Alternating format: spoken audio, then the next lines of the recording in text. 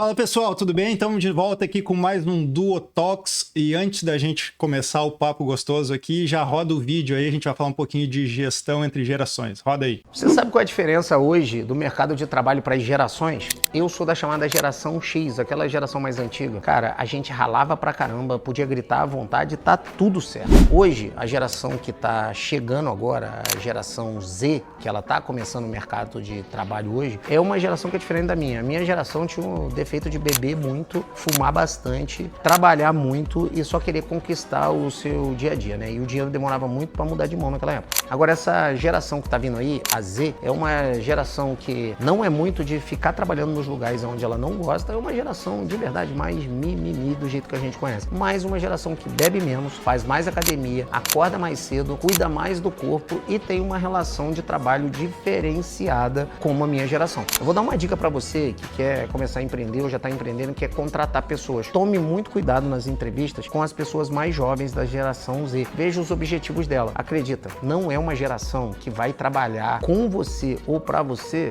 só em troca de dinheiro. Você vai ter que ter muita coisa para agregar de valor para eles. Mas é uma meninada boa. Eu estou aqui com os jovens trabalhando comigo e se você der perspectiva de crescimento para eles, pode ter certeza, vai funcionar. Agora você que tem seu negócio, me diga aqui, qual geração você prefere para trabalhar com você? A X, que é uma geração que trabalha feito uns loucos e tá tudo bem, ou a geração Z, que gera mais frutos intelectuais, pega a tecnologia mais rápido, o dinheiro vai mudar muito de mão, essa geração vai ficar muito rica no futuro. Qual desses dois você prefere trabalhar?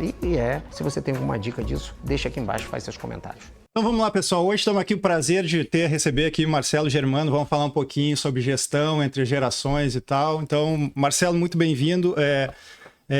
Antes de começar, como é que tu vê assim, um pouco essa diferença de geração, a geração Z mais focada em resultado e a geração X mais focada em resultado e a Z mais focada em propósito dentro da parte de gestão aí, bem-vindo, obrigado por estar aqui com a gente. Legal, obrigado Rafael, obrigado Luiz, é um prazer estar aqui falando com tua audiência. Então, para quem não me conhece, eu sou Marcelo Germano, eu sou fundador do EAG, do Empresa Autogerenciável. Sou empresário, tenho outros negócios e a gente fala muito sobre gestão, sobre liderança, sobre cultura, então é um tópico que eu gosto de falar muito, né? Quando a gente vai falar de liderança. E a gente sempre teve conflitos de gerações, sempre teve, porque você sempre vai ter uma geração que veio na frente trabalhando na empresa, pessoas mais velhas trabalhando com pessoas mais novas, faz parte do dia a dia. A primeira coisa que eu gostaria de falar sobre geração é que tudo depende do nosso olhar, né? Tudo depende da maneira como a gente olha. E eu gosto de olhar tudo como uma oportunidade. A gente, como líder, a gente tem que enxergar oportunidades. Nós, como líderes de uma empresa, a gente tem que olhar, e o nosso olhar tem que estar em busca dos talentos. Então a gente tem que ter um olhar afinado para a busca do talento, tá? Isso independe de geração. A busca do talento vai independer de geração. E entender que as gerações são diferentes faz parte do jogo. Por exemplo, a minha geração é diferente da geração do meu pai. Né? Agora, o que acaba acontecendo? Igual a gente ouve lá falando, a geração Z é mimimi. Bom, antes de mais nada, uma das coisas que eu aprendi é sobre rótulos, né? Rótulo é um negócio que é uma coisa complicada. O que é um rótulo, né? Então, você pega uma garrafa, a garrafa tem um rótulo, né? E aquele rótulo vai determinar, talvez, né, o valor daquele produto que está dentro da garrafa, né? Então, o rótulo é uma coisa um carimbo que você coloca, e eu acho que todo rótulo diminui. E a gente vive num país que ele é caracterizado por rótulo. Então, quando eu falo, a geração Z, a impressão que eu tenho é que a gente está colocando um rótulo na geração Z para falar que a geração Z ela é pior que a geração que veio antes, né? E aí você tinha a geração Y, e se eu falo a geração Y, parece que a geração Y é pior do que a geração que veio antes, que era a geração X, né? E aí se eu faço isso, parece que a geração X é pior do que o Baby Boomers. Não, são gerações diferentes, que cresceram em momentos diferentes, com necessidades de vida diferentes, e eu tenho que entender que cada momento é uma oportunidade. Em vez de diminuir a geração colocando um rótulo, eu tenho que olhar e falar, qual que é a oportunidade que eu tenho agora nesse momento? Então, o líder tem que tomar cuidado com isso. Então, falar, essa geração é cheia de mimimi. Não, é uma geração diferente, que tem gênios e tem pessoas que são medíocres. Como todas as gerações, teve gênios e pessoas que são medíocres. Como todas as gerações, tem gente que rala e tem gente que não rala. Eu falo, a geração X ralava muito. Todo mundo da geração X ralava muito, né? Mas é lógico, a gente tem que entender os contextos diferentes. tecnologia evoluiu, as coisas evoluem num ritmo mais rápido. Então, se por outro lado, a adaptação à tecnologia da geração Z, ela é muito mais rápida do que foi a adaptação da tecnologia da minha era. Tem alguns problemas que permanecem os mesmos. Alguns problemas permanecem os mesmos. Se a gente parar para olhar, para analisar, permanecem os mesmos. Algumas coisas são diferentes. Tá? Então, deixa eu dar um exemplo de algumas coisas que permanecem o mesmo. Quando eu enfim, comecei a empreender, às vezes eu tinha um funcionário que estava lá e ele estava trabalhando, e na época não existia smartphone, não existia internet, né? E aí o que acontecia era um parente, um namorado, um amigo ligava na empresa para falar com o funcionário. E às vezes o funcionário estava no telefone, conversando com alguém no telefone, fazendo o trabalho. Naquela época a gente tinha dois problemas. Um, porque a conta de telefone era cara. Né? Então às vezes o funcionário ligava para o outro, né, e gastava o telefone da empresa, né? Ou às vezes ele recebia ligação e quando recebia ligação não gastava o telefone da empresa, mas gastava o tempo. Aí você fala pro funcionário, cara, você não consegue fazer duas coisas ao mesmo tempo. Você não consegue trabalhar e falar no telefone e fazer o teu trabalho, né, de maneira concentrada. Não, eu consigo fazer as duas coisas, eu sou multitarefa. E hoje você for falar pro cara da geração Z, cara, desliga o celular, né? Você não vai conseguir assistir série Netflix e trabalhar ao mesmo tempo, né? Não, eu consigo fazer as duas coisas. Na minha geração, eles falavam isso e agora eles falam. Então, algumas coisas se mantêm, porque se trata de comportamento humano. Algumas coisas a gente precisa entender o contexto e a adaptação. Então, por exemplo, né? Eu treinei atletismo. Né? Então, eu treinei atletismo quando era pequeno, só que eu comecei a trabalhar com 13 anos de idade e eu parei de treinar. Porque tinha que trabalhar, era outra época, outro momento. Pausa rápida nesse episódio só para dar um recadinho. Você já pode gravar o seu podcast aqui nos estúdios da Du. Chama no direct. Depois, lá com 20 e poucos anos de idade, eu já tinha empreendido, já tinha empresa, eu resolvi voltar a treinar. E eu treinei com um cara que foi bicampeão pan-americano, que foi o Adalto Domingos. E eu conversando com ele, né, quando eu ia treinar, ele falou uma coisa interessante, né? Ele falou assim, Marcelo, quando eu treinava, eu trabalhava o dia inteiro, eu sou de São Bernardo do Campo, né, do ABC Paulista, uma região industrial, enfim. Eu trabalhava o dia inteiro e eu ia treinar no SESI. O SESI foi um grande formador de atletas, principalmente o SESI Santo André. Né? Lá na minha região teve muitos atletas brasileiros de destaque, principalmente no atletismo, que foram do SESI. E ele é um deles, foi bicampeão pan-americano. Ele falou, eu trabalhava o dia inteiro e treinava à noite. Ele falou, eu só consegui viver do esporte, de esporte, depois que eu já era bicampeão pan-americano. Ele falou, hoje a pessoa é uma promessa, ela já vive do esporte. Ela não conquistou nada ainda, ela já vive do esporte. É só uma promessa, mas já não vive tem isso, esporte. o investimento é muito mais cedo também. Isso. Então aí vai falar, pô, na minha época era assim, agora é assado. São épocas diferentes, a gente precisa entender o contexto. Mas qual que é a lição que eu trago disso? É que antigamente era o seguinte, você primeiro mostrava valor para depois ser reconhecido. Ele só foi, ele mostrou um valor, ele já tinha ido para uma Olimpíada, ele já tinha sido campeão pan-americano, ele já tinha ganho todos os campeonatos brasileiros que você pode imaginar, e ele só depois de ter sido bicampeão que ele foi reconhecido. Então era uma geração que, cara, tinha que mostrar muito valor e ela não ficava falando, ei, por favor, me reconheça. A geração que tem agora, ela inverteu a ordem, ela quer ser reconhecida primeiro, e ela quer ser reconhecida rápida. É só um momento diferente, entendeu? E aí eu vou pegar e vou falar, pô, isso aqui tá certo, isso aqui tá errado. Não, é um momento diferente. Eu, como líder, eu tenho que identificar e falar assim, quem são os talentos dessa geração? E sabendo que os talentos dessa geração querem ser reconhecidos rápido, como eu faço para esse cara rampar na carreira dele rápido? Como eu faço para esse cara desenvolver na carreira rápido para eu não perder esse cara? Sabe que eu vejo muito? Então eu não posso ir contra o que está acontecendo, né? Eu tenho que usar as coisas. É lógico que muitas vezes é frustrante, porque as pessoas, né, elas acham que elas entregam mais do que ela entrega, elas acham que elas sabem mais do que elas sabem, né? E aí a gente tem que lidar com isso, a gente precisa de bastante inteligência emocional. Mas os contextos são diferentes e a gente precisa se adaptar ao contexto. Eu só não gosto de colocar o rótulo. Ah, essa geração é mimimi. Talvez até seja verdade, mas isso como líder não me ajuda. como líder, isso não me ajuda em nada, cara. Isso só me atrapalha.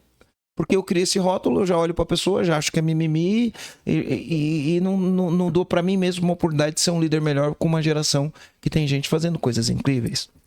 Gravei um podcast hoje e uma pessoa da área de tecnologia. E ela foi fazer um treinamento, e nesse treinamento para pessoas da área de tecnologia,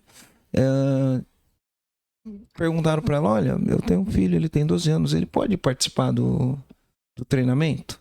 Né? E ela achou assim, pô, 12 anos, eu acho que não vai ser legal para ele, vai estar meio fora de contextualização e não sei o quê. Bom, moral da história, o moleque de 12 anos participou do treinamento.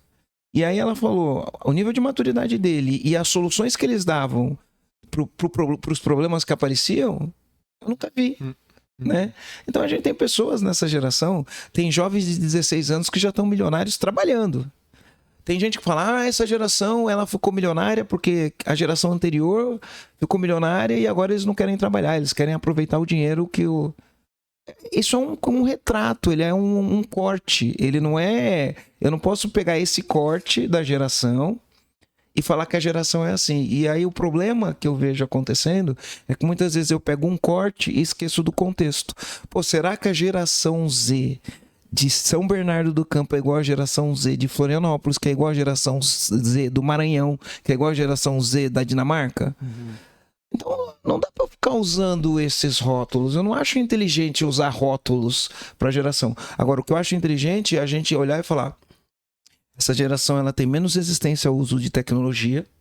Essa geração, eu tenho 2 pontos de vista sobre essa geração. Que essa geração talvez, enfim, é uma discussão que os cientistas estão discutindo. Talvez essa geração ela seja a primeira geração que vai ser, vamos usar esse termo, né? Dá um corte bom, né? Isso daí, mas a gente tem que ter cuidado com o que fala, né? Vai ser a primeira geração mais burra que a geração anterior, né? E por que isso? Porque essa geração cresceu com um celular na mão, na tecnologia. Né? Cresceu com o celular na mão. E aí eu conversando com um amigo meu que é psicólogo, que é neurocientista, a gente estava discutindo, mas por que isso? Primeiro é o excesso de dopamina, né? Principalmente a dopamina barata, tem um excesso de dopamina barato que rouba muita atenção. Mas tem uma coisa interessante, né? No nosso processo de desenvolvimento da cognição, a escrita ela é importante, né? A coordenação motora fina ela faz parte do nosso processo de desenvolvimento da nossa cognição. O que é a cognição? A gente cria os caminhos neurais. Eu não sou um neurocientista, eu vou tentar falar isso de uma forma que um leigo entenda, sem entrar no aprofundamento científico, mas são os caminhos que a gente cria no cérebro para a gente acessar a nossa sabedoria e poder entender o que está acontecendo. Né? Então, uma parte importante disso daí é a escrita, né? É escrever. E as crianças já nascem digitando. Já nasce não, né? Mas ela aprende a digitar antes de aprender a escrever, praticamente. Então, ela vai escrever menos. Então, ela vai desenvolver menos conexões neurais, enfim. Né? Eu acho que se chamar um cientista para falar sobre isso, pode ter gente que concorda, gente que discorda e não sei o quê. Mas você entende que é uma geração diferente? Sim. Quer ver uma geração diferente? Que não estou falando nem da Z, estou falando da Y.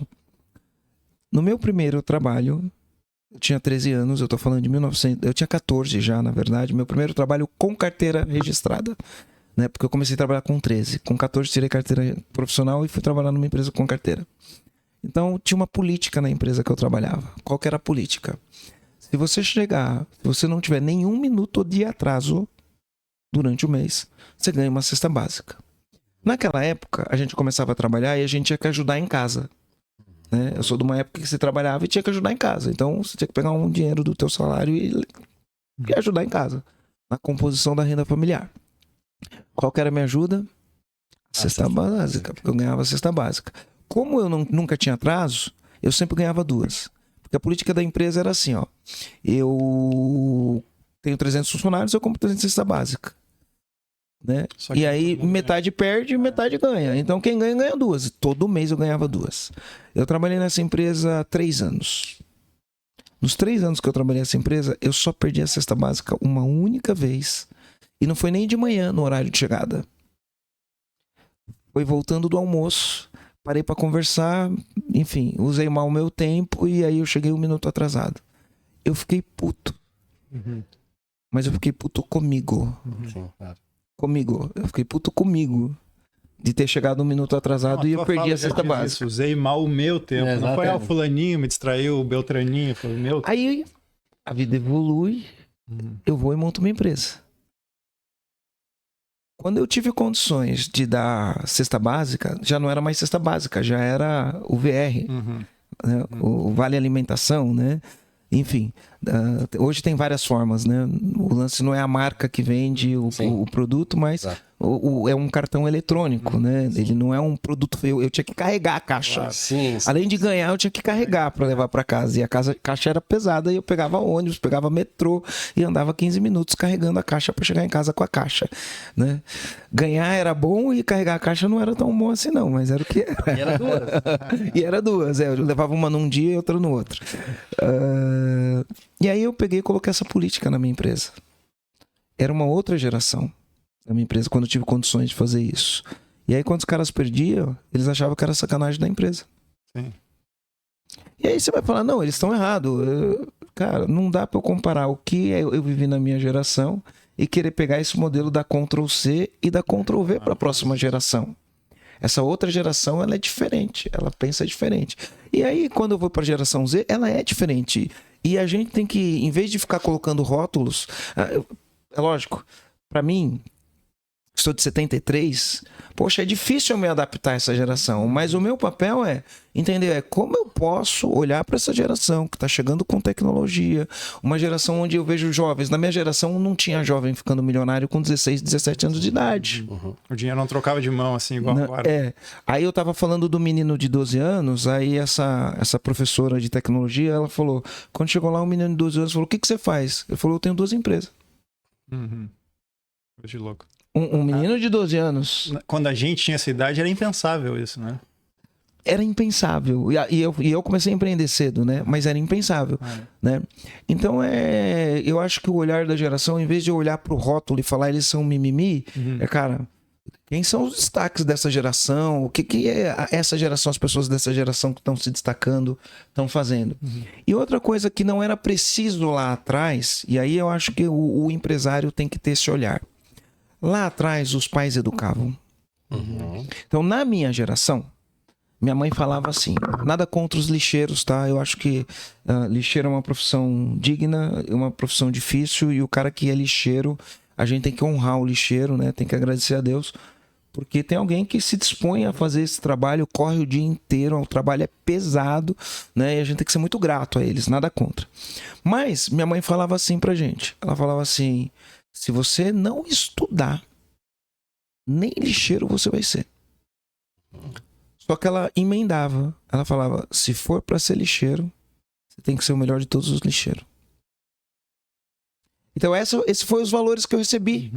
Porque a gente vem de uma geração que era uma geração que não teve tanta facilidade. Pensa o seguinte, né? Eu que nasci em 73, se a gente lembrar do Ayrton Senna morreu em 94. Ele foi campeão a primeira vez em 88. Tá? Ele era o orgulho nacional. Por que ele era o orgulho nacional em 1988? Porque o Brasil era um país pobre, um país muito pobre. Não que não seja, mas a gente gerou muito mais riqueza nesses últimos 30 anos aí, 30 e tantos anos. É um país completamente diferente. Onde o povo sofria muito, onde o povo passava fome, e a única esperança, a única coisa que dava orgulho pro brasileiro era o Ayrton Senna. Por isso que quando o Ayrton Senna morreu foi uma comoção nacional. Inclusive, se você assistiu o filme do Ayrton Senna, na série do Ayrton Senna, eles falam disso. A única coisa que dava alegria pro brasileiro era o Ayrton Senna, era os domingos de manhã assistindo o Ayrton Senna. Você entende que o contexto era muito diferente? Então a educação era diferente, a valorização da comida era diferente. Com minha mãe passou fome, minha mãe é nordestina, ela passou fome. Então a minha educação em casa é, você come o que tem no prato e você não pode deixar comida no prato. Tinha que raspar o prato. Hoje minha filha olha e fala, eu não gosto disso. E não come. São contextos diferentes, são gerações diferentes. O que a gente não pode querer é impor as nossas verdades para essas crianças. Então, o que eu vejo hoje como oportunidade para os líderes? Antigamente, quando... E eu não posso falar que esse é o meu retrato, eu não posso falar que seja o retrato de todo mundo, né? Se fosse um retrato de todo mundo, talvez todo mundo tivesse alcançado os níveis de resultado que eu alcancei. Então não dá para eu olhar o meu retrato como uma amostra da sociedade, talvez. Mas o meu retrato eu era educado de uma maneira que era assim, eu tinha que ser o melhor. Foi a educação que eu recebi. O respeito era de um jeito, né? A gente apanhava. Não tô falando que era bom ou que era ruim. Sim. Né? Não tô falando que agora não apanha, não é bom. Minha filha nunca apanhou, né? Então, era uma geração diferente, criada com um modelo diferente. E quando a gente olhava para o trabalho, no trabalho a gente falava assim, não posso sujar minha carteira. Então a gente entrava numa empresa Exatamente. e ficava 2, 3 anos, 4 anos, 5 anos, 6 anos na empresa, porque senão sujava a carteira. Né? Era muito diferente o jeito como a gente lidava com o trabalho. E o que a gente ia fazer, a gente tinha que ser o melhor naquilo que fazia. Sim. Hoje, eu acho que o empresário tem que olhar e entender que a geração é diferente. E o papel do empresário é trabalhar, porque naquela época a gente não tinha acesso a esse tipo de material. Eu comecei a ler livros sobre autoajuda, sobre mentalidade, sobre programação neurolinguística. Eu comecei a ler por conta própria com 17 anos. Hoje o empresário tem uma oportunidade, principalmente com a tecnologia, de num processo de integração, criar um módulo lá e falar sobre mentalidade com o funcionário. E ensinar para o funcionário, porque a escola não ensina, a família já não tem mais essa pegada do se for para você ser lixeiro, você tem que ser o melhor lixeiro, que era o que minha mãe fazia com a gente, né? Então o empresário ele tem uma oportunidade de pegar, primeiro, buscar os melhores talentos e segundo, quando ele contrata alguém e vai colocar num processo de integração, ele trabalhar numa cultura, falar sobre a importância da mentalidade, falar sobre a importância dos valores, falar sobre a importância das virtudes. Antigamente, falar de virtude era uma coisa que a gente aprendia em casa, hoje não aprende mais em casa, no final do dia. Lógico, né? De novo, sem generalizar. Sim, claro. Algumas famílias ensinam as virtudes em casa. Sim. Nem todas as famílias. Por quê? Porque os pais estão trabalhando, eles não têm tempo, eles chegam em casa cansado. E aí, em vez de ensinar virtudes para o filho, ele dá um celular para o filho e fala: filho, eu tô cansado, divirta-se aí no celular, assista a sua novela, brinca no seu TikTok, porque eu preciso descansar. E aí o tempo que antigamente não tinha smartphone, né? No máximo era uma televisão, mas às vezes a gente nem televisão tinha. Então você tinha tempo para ensinar virtudes, né? Hoje. Então eu acho que a gente como empresa, em vez de ficar colocando rótulo, vamos treinar os nossos funcionários sobre o que é mentalidade. Vamos contar a história de como era quando a gente fez, como que é agora e como que o funcionário pode olhar para o trabalho como um meio de ele evoluir na vida. Vamos ser um líder que orienta, que dá direcionamento e que também se adapta, né? Porque senão a gente não consegue resultado no final do dia. Tudo que a gente quer no final do mês é bater meta, é ter resultado, é ter um time engajado, é ter gente que veste camisa, e ter os talentos, né? Ficar falando mal da geração não vai me ajudar com isso. O que eu vejo muito, Marcelo, essa questão do rótulo aí é um assunto que dá só um podcast só desse tema, com certeza. E eu acho que isso está no ser humano, né? Por exemplo, vou dar um exemplo aleatório. Se eu vejo um cara fardado de futebol, a primeira coisa que vem na minha cabeça, ele tá rotulado como jogador de futebol. Vem, esse cara deve jogar bola, eu nunca vou pensar, esse cara deve ser um bom cozinheiro. E ele pode ser um bom cozinheiro. Então, esse rótulo já está associado ao que a gente vê. E a questão dos rótulos, na maioria das vezes, né, ele não vem por acaso. Ele vem, aquela história onde a fumaça há fogo. Então, a gente tende a generalizar todo um setor inteiro, porque muitos daqueles setores seguem mais ou menos... Por exemplo, quando eu falo para ti, pensa num cara de TI, tu já vai rotular mais ou menos um cara, tu acha que é um nerd ali no computador, quietinho. Então a gente tem isso é do ser humano, essa questão de rotular. Agora, a grande sacada, eu acho, do gestor, como você falou, a gente tem que evitar isso eu sei que isso existe. Eu, como gestor, tenho a minha equipe, tanto, digamos, geração X, geração Z, geração Y, milênios, enfim. Eu tenho que saber que existe aquele rótulo, mas tem alguém por trás daquele rótulo que não necessariamente vai estar seguindo aquele rótulo. Então, como gestor, eu acho que a nossa visão é ter esse foco além e conseguir entender como é que aquela pessoa e trabalhar a parte de gestão nela do jeito dela e não do meu jeito lá da geração X. Querer impor a minha vontade, né, da minha geração. Porque a minha geração, assim como a tua, a gente é da Mas X. eu posso ensinar os meus valores, eu posso contar história, eu posso criar contexto. Isso aí tudo deve ser feito, até porque se ele não se encaixar nos teus valores, muito provavelmente ele não vai conseguir dar uma boa sequência na tua empresa. Então isso deve ser feito. Agora, eu sou geração X, que é rotulada como a geração de atrás do resultado a meio que qualquer custo. E a geração Z busca muito mais o propósito do que o resultado. Então, eu sabendo disso, eu devo estudar isso, eu devo ir atrás disso para saber, na hora de eu estar conversando com a geração Z, a minha comunicação tem que ser conforme ele entende, não conforme eu sou. Quando eu estiver falando com a geração X, eu até posso usar a minha comunicação para falar com ele. Eu uso muito o exemplo de que lá em cima você viu, eu tenho o escritório de exportação, então eu estou sempre no exterior. Quando eu estou no exterior, não adianta eu querer falar português, que o cliente não vai entender. Eu tenho que usar o idioma dele.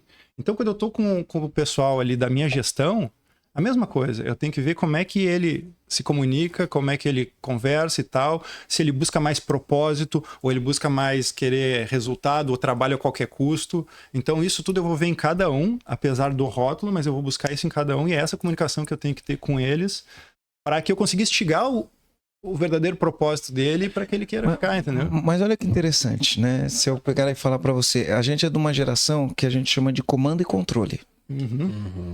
E pensa que, poxa, eu que nasci em 73, eu nasci numa época em que o Brasil era uma ditadura, né? Então a gente cresceu sobre um regime, né, autoritário e hierárquico. Cara, isso molda os nossos valores. O respeito à autoridade molda os nossos valores. Respeito à autoridade. A polícia era respeitada, um militar era respeitado, né? Hoje eu não sei se é. Não posso afirmar que é, né? Então a gente, dentro de uma empresa, o chefe, ele era uma autoridade. E a gente, quando ia na casa de pequeno, ia na casa do vô, da avó, bença avó. Isso. Bença avó. E tinha que beijar a mão do vô e da avó. A gente foi criado dessa maneira. Comando e controle. Se a avó falasse alguma coisa, a avó tinha autoridade sobre a gente. Na escola, o professor tinha autoridade sobre a gente. Perfeito. Sim. O professor na escola, ele podia pegar e colocar a gente de castigo. Ele podia colocar a gente de castigo virado de costa para toda a sala. Dependendo da época que você nasceu ou não, de repente ele podia colocar você ajoelhado no milho, né? Enfim, eu não peguei isso, mas isso já aconteceu em algum momento. A minha mãe, ela foi educada, quando fazia alguma coisa errada, na escola ela apanhava de palmatória. Né? Por isso que fala, dá a mão à palmatória. Hoje a geração Y nem sabe o que significa isso. Essa expressão. Errava alguma coisa, fazia alguma coisa errada, tinha que dar a mão e o professor pegava a palmatória. Você sabia o que era isso, cara? Pegava a palmatória e pum, batia na mão. Então o professor tinha uma autoridade e o aluno respeitava a autoridade.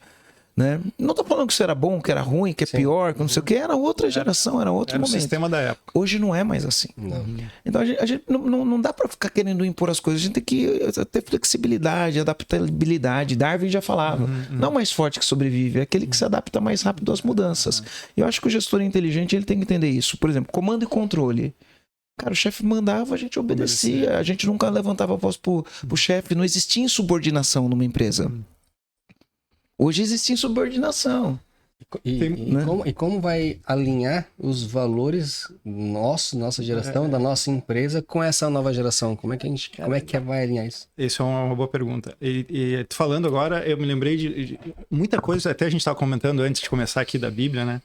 E eu pego muita coisa, Marcelo, tu vai ver isso ao longo da sequência, de gestão da Bíblia. Mas é demais, assim, o tempo inteiro. E foi isso, na verdade, que me atraiu a começar a ler a Bíblia. E aí que eu tô falando dessa coisa de comando e controle, eu lembrei de 2 episódios que narram perfeitamente isso. O primeiro do rei Davi teve a possibilidade de matar o rei Saul ali, e ele disse, não, nós não vamos matar ele, porque quem ungiu ele rei foi Deus. Então a autoridade de Deus botou ele como rei, então quem sou eu para matar ele? E a segunda questão é aquela do milagre, o soldado chega para Jesus e diz, eu tô com um servo meu que tá doente, só que ele mora do lado da cidade que tu não pode ir, então eu se tu só der eu sou soldado, eu mando eles irem e eles vão, eu mando eles virem, a minha tropa e eles vêm. Então eu acredito que se tu só der o comando, vai acontecer. E aí Jesus dá o comando e salva, enfim. Então são todas questões essas que tem muito essa questão de autoridade, de respeito à autoridade, de respeito à sabedoria. Na Ásia, eu viajo muito para lá, cara, o respeito ao mais velho é uma coisa que eu nunca vi em nenhum país da América do Sul. Eu estudei com bastante oriental, isso. né? Então, é impressionante. Eles mantêm a cultura, né? A gente perdeu a cultura. Total. Então, esse respeito gera, e querendo ou não, forja. Respeito falou a polícia ou autoridades. Às vezes tu vê os caras na rua batendo boca com um policial como se fosse um qualquer, e não tem mais, a gente perdeu isso. Eu acho que esses são valores de sociedade. O respeito ao professor na sala de aula. Isso aí, hoje a gente vê os pais e mães querendo brigar com o professor. Porque o professor deu muita lição. Isso, então, cara, isso meio que as coisas estão...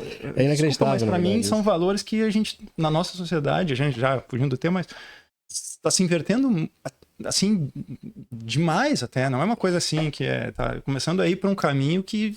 Cara, mas olha só, a literatura tem muita coisa, né? Tem um livro que chama... se eu não estiver engano, é que tem 2 livros com o mesmo nome e são autores diferentes, não é o mesmo livro, né? Mas tem um livro que, se eu não me engano, chama Liderança Baseada em Valores. Tem um que é do Richard Brachet, alguma coisa assim, e tem um outro livro que é de uma americana. É uma mulher. E ela fala no livro sobre a anomia. O que é a anomia? A anomia é quando você tem uma ausência de valores, ou aqueles valores que são pregados não são vividos. Isso é anomia. E ela fala uma coisa interessante, que a anomia, ela não nasce do nada. A anomia, ela nasce no vácuo da sociedade. Então, dentro da sociedade, os valores que se pregam não são os valores que são vividos. Essas pessoas vêm trabalhar na empresa. E aí o que vai acontecer? As pessoas que não vivem os valores que pregam dentro da empresa, né, vai dar um problema na cultura. E por isso que a cultura é muito importante. Então, o empresário, o líder, ele precisa entender o seguinte: qual que é a cultura que eu quero implementar nessa empresa? E aí a gente tem uma ferramenta que a gente chama que é um ponto de vista educativo. Todo líder, ele tem que desenvolver um ponto de vista educativo. O que é um ponto de vista educativo? Eu vou para os meus liderados, vou desenvolver um ponto de vista educativo, o nome é educativo. Eu vou educar as pessoas sobre qual que é a minha visão, de onde eu quero chegar, do que eu quero fazer, dos objetivos que eu quero atingir e como eu quero atingir. Então, isso eu preciso educar as pessoas. E como eu construo um ponto de vista educativo? Primeiro, eu tenho que contar a minha história. Então, eu preciso de uma bagagem, né, de um repertório que foi construído ao longo do caminho para eu poder construir minha liderança. A história precisa ser contada, porque a história traz contexto. Eu preciso ter visão de onde eu quero chegar. Mas não é visão que é aquela plaquinha que se põe na parede, né? Qual que é a visão que eu tenho da minha carreira? Qual que é a visão que eu tenho da minha empresa? Para um empresário é a visão da empresa. Para um líder é a visão dele da carreira dele. A visão dele dos objetivos que ele tem que entregar dentro do ambiente organizacional que ele está trabalhando, o que ele precisa entregar de resultado. Então, eu tenho que ter a visão de o que eu quero chegar na minha carreira e eu tenho que comunicar isso para os meus liderados. O porquê eu faço o que eu faço, o que me motiva, a missão, o meu propósito, eu tenho que externalizar isso daí para as pessoas, e quais são os meus valores. E o que para mim é negociável e o que para mim é não negociável. Então, independente de qual é a geração, quando a pessoa vem trabalhar comigo, eu tenho que mostrar para ela, falar assim, para mim, esses valores aqui são não negociáveis. E o que isso significa? Significa que se você escorregar aqui para mim, é não negociável, está fora do jogo, não serve para trabalhar comigo. O que eu valorizo? O líder tem que ter esse ponto de vista educativo de falar para a pessoa, cara, aqui a gente valoriza esse tipo de atitude e a gente não valoriza esse tipo de atitude, né? Então, num ponto de vista educativo, eu tenho que ter visão, missão, valores, não só para a empresa, mas para a minha carreira como líder. Mas além de ter visão, missão, valores, eu tenho que entender como eu gero energia para esse time. E aí eu preciso conhecer do ser humano para gerar energia do ser humano. São os reconhecimentos, são os marcos que a gente alcança e comemora, né? São os rituais que a gente cria na empresa, aniversariante do mês, o melhor funcionário do mês, o funcionário destaque. Pô, tudo isso faz parte de um ponto de vista educativo. Eu, como líder, preciso ter com o meu liderado. Além disso, eu tenho que entender, deixar claro para as pessoas como eu tomo as decisões, onde eu me baseio para tomar as decisões, né? E é lógico que eu sempre vou tomar decisões baseadas nos meus valores e nos meus princípios. Só que se as pessoas não sabem quais são os meus valores e quais são os meus princípios, elas não têm como saber. E hoje a gente tem que fazer um trabalho, porque antigamente o que acontecia? A empresa, numa era industrial, mais industrial, eu que sou de uma cidade que era industrial, né, a empresa pegava o funcionário pronto, tanto tecnicamente como do ponto de vista do comportamento, porque ele tinha um respeito à autoridade. Então ele vinha pronto e ele obedecia, porque era comando e controle, né? Era assim. Hoje não funciona mais desse jeito. O que a gente como líder tem que fazer? Poxa, no processo de integração eu tenho que contar a história, eu tenho que mostrar por que as coisas são do jeito que são, né? Eu tenho que falar, deixar bem claro quais são os meus valores, com exemplos de quais são os meus valores. Eu tenho que ter tempo de qualidade, porque antigamente o líder não sentava com o liderado para conversar com ele sobre a carreira. Não tinha one-on-one, não existia one-on-one, né? Você tinha avaliação de desempenho, era a única conversa que você tinha ao longo do ano. E aí na avaliação de desempenho você ia saber se você atingiu tua meta para receber o teu benefício, o teu bônus ou não. Você só ficava sabendo no dia, né? Era igual quando nascia uma criança, você só ia saber a criança quando nascia, né? Você só podia decorar o quarto depois que a criança nascia, não dava para decorar antes, né? Então são momentos diferentes. E o que eu acho? Poxa, tá cheio de ferramenta pro líder, né, hoje, que não existia antes. Então você tem os rituais, a reunião diária, você tem a reunião do one-on-one, você tem ferramentas de tecnologia que você pode utilizar. Você pode fazer teste de perfil psicológico, você pode fazer teste para entender os pontos fortes das pessoas. Tem diversos mecanismos que o líder pode usar para entender onde eu posso tirar o máximo de potencial dessa pessoa. Até porque tem muita rotatividade hoje na nova geração. Se o líder não tiver todos, porque ele tem que segurar. Porque a gente sabe que a nova geração hoje tem muito talento, né? E para o líder poder segurar os talentos hoje dentro da empresa, ele tem que realmente... usar toda essa... Ele tem que se adaptar. Para poder saber também. Mas né, sabe o que eu acho, Marcelo? Analisando assim essas gerações, eu acho que antigamente, generalizando, obviamente, como a nossa geração era mais voltada para resultado, apesar que tinha toda essa situação de não sujar carteira, enfim, mas tu comprava o passe com o dinheiro. O cara recebia um X. Se tu desse um X,5, a chance dele vir trabalhar contigo era quase que de 100%. Tu conseguia comprar os passes dos jogadores mais facilmente. Hoje em dia, o dinheiro importa, obviamente, só que tem muito mais forte para essa geração a questão do propósito. Liberdade, propósito. O propósito dela. Então, tu tem que, além de comprar o passe, tu tem que saber vender, vou usar a palavra vender, mas não é, mas saber vender para ele também um propósito que encaixe muito mais com ele do que da empresa que ele tá. Senão, ele vai dizer, cara, obrigado pela proposta, financeiramente interessante, mas ela não atinge o meu propósito, ela não cumpre o meu propósito, diferentemente da empresa que eu tô hoje, que eu tô bem engajado, que cumpre o meu propósito, que tá legal. Então, eu vejo que tem os dois lados. Pode ser mais difícil, mas também, se tu souber achar o talento, se tu tiver um propósito a entregar que esteja compatível com o dele, tu consegue atrair e reter mais talentos se tu conseguir trabalhar bem essa ferramenta. Mas olha que coisa interessante. Pega a minha geração, quando você vai falar de propósito, as pessoas vão falar, cara, propósito é papo de coach, cara. Aquele negócio de propósito, você tem que trabalhar. Eu quero estabilidade. Isso é uma geração. Isso.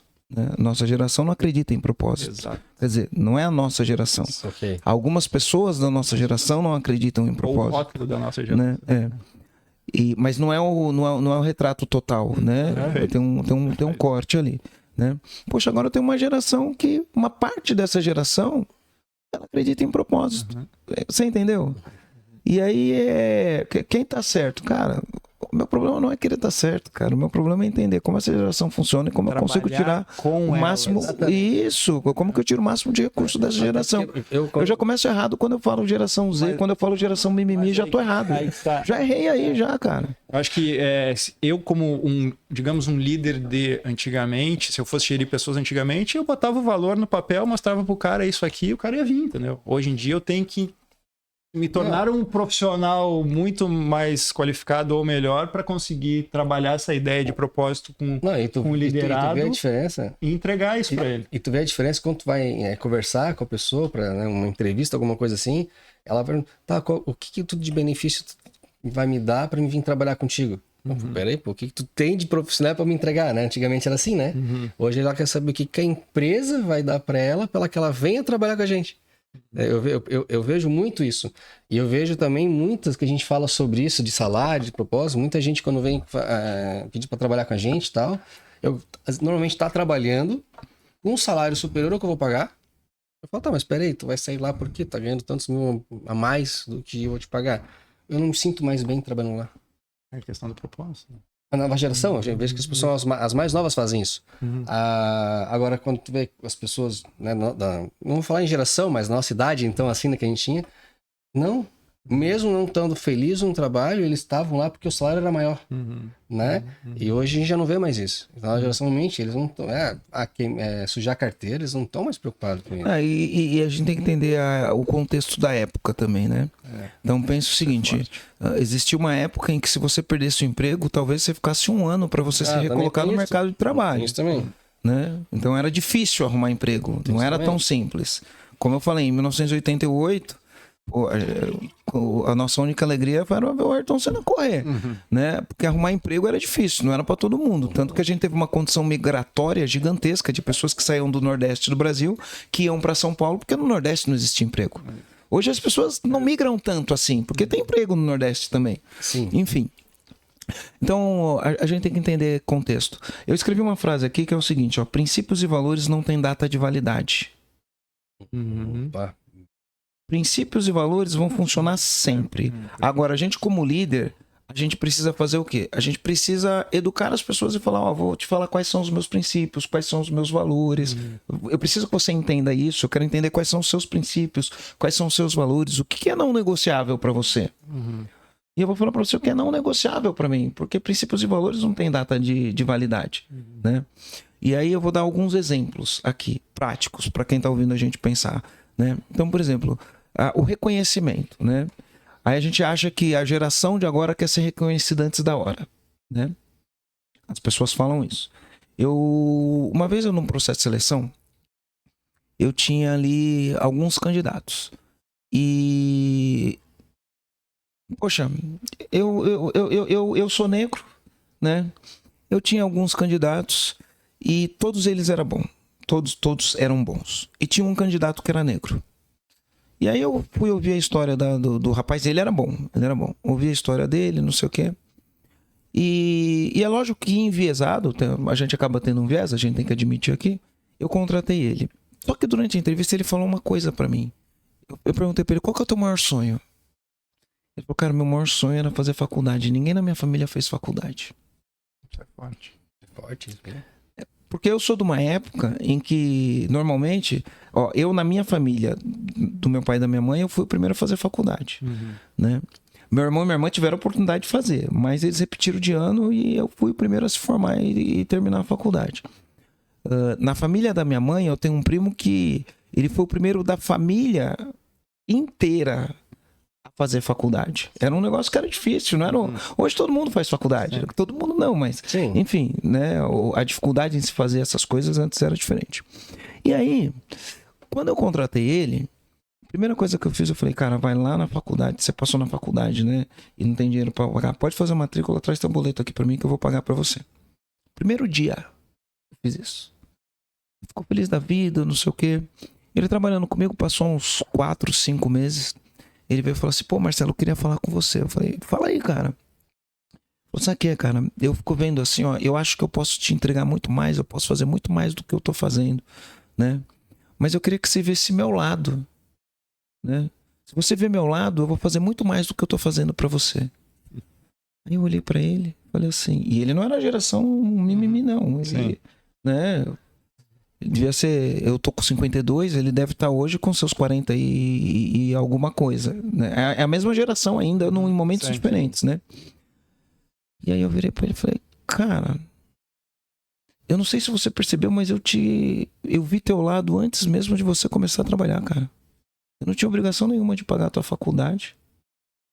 Mas quando você na entrevista de emprego falou que era o teu sonho, eu falei, cara, vou realizar o sonho do cara, eu tenho condições de fazer isso, eu vou pagar a tua faculdade. Antes mesmo de você fazer qualquer coisa, eu já estava vendo o teu lado. Agora, sabe o que me surpreende? É saber que você poderia estar me entregando mais do que você está me entregando e você não está me entregando.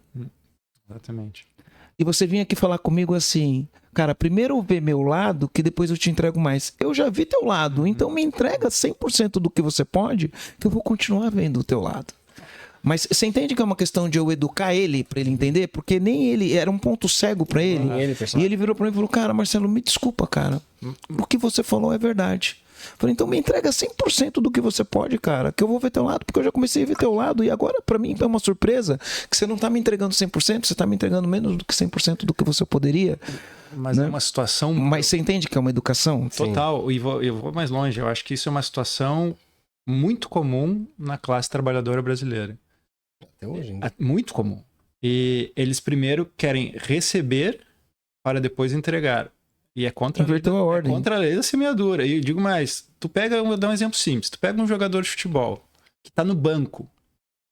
Tu acha que ele vai esperar o treinador botar ele de titular para ele jogar tudo que ele pode No jogar? treino, Ou ele vai, ao contrário, treinar tudo que ele pode para chegar a ser titular? Ela tá preparada para ser titular. Exato. Então, por que no nosso Brasil, no mercado de trabalho, a gente faz ao contrário?